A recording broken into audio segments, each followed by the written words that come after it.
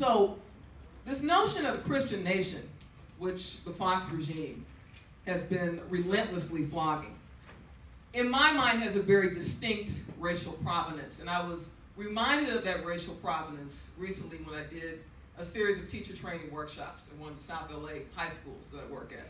And this particular high school has a very high dropout rate, low four-year college going rate.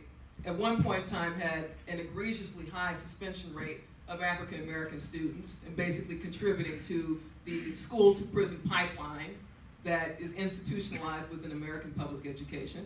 But still a large number of students that are succeeding and excelling despite the demonization of the school. And so in one particular workshop, two teachers got into an exchange about whether or not the U.S. is in fact a Christian nation. And this was vis-a-vis a discussion that we were having about the heteronormativity and the heterosexism of American K-12 curricula.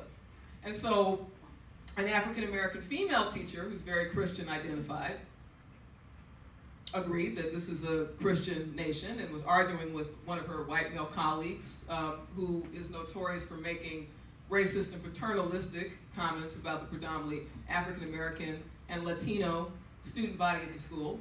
And this particular white male teacher, in response, loudly proclaimed his non-belief and said that it was absurd to believe that the U.S. had not always been steeped in the separation of church and state. And so while this debate was raging, I was acutely aware of the racial nuances, the racial privileges, when it comes to proclaiming one's non-belief in a public context. The fact that you can be the most disreputable white non-believer and still not surrender your claim to universal subject status, still not relinquish your hold on being considered human and being considered a person. And that has been the rub and the paradox for black non-believers. The fact that Christianity has been a de facto gateway, if you will, into being considered a person, being considered human, being considered moral, and also being provisionally considered to be American. And there has been no greater performance of Americanism and Americana than that old-time Christian religion. At the height of the Jim Crow era, young white children could get an initiation into Americanism and justice in one bloody serving, when you have whole congregations assembled on Sundays with picnic baskets and binoculars to watch public lynchings, like they were theater or performance art or sport. And this was an education for white youth into what it meant to be white and free, because the family and the congregation that prayed and lynched together stayed together.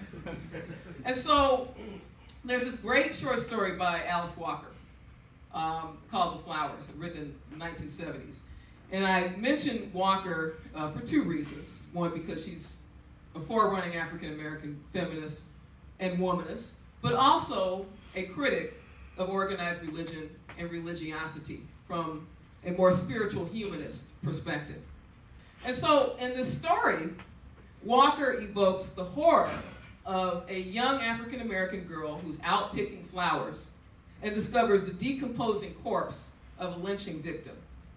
And in very simple and eloquent prose, she underscores the contradictions of a nation that has always vividly and strenuously portrayed itself as a paradigm of individual liberty and democracy and sovereign citizenship, but has done so through the erasure of its history of racial terrorism and racial disenfranchisement.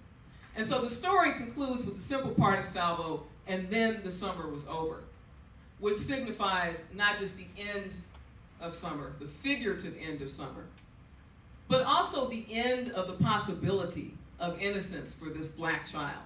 The fact that to be a black child at any point in the U.S.'s exceptionalist history is to be othered, pathologized, embodied, racialized, and criminalized. Signifying that to be a black female child is never to exist within a position of innocence or preciousness or beauty. And what it evokes for me is the fact that for many of my students, their realities are they will have a greater opportunity in this exceptionalist democracy to cycle in and out of juvenile detention facilities than they will to go to a 4-year college and university. And this is what the writer Michelle Alexander has characterized as the new Jim Crow. And so, for me, a humanist notion of social justice that is based on cultural relevance foregrounds the paradoxes of these posts. Foregrounds the fact that despite the portrayal of the U.S. as this font of boundless liberty and opportunity, despite that there are greater numbers of young women of color who are going on to colleges and universities, they are still being taught when they open up a textbook, when they turn on the TV, when they view the media, when they go to a Hollywood film, they're still being taught to marginalize, question, and devalue themselves within this hierarchy of femininity and race. They're still being shown that their ultimate social worth lies in being attractive and desirable to a man.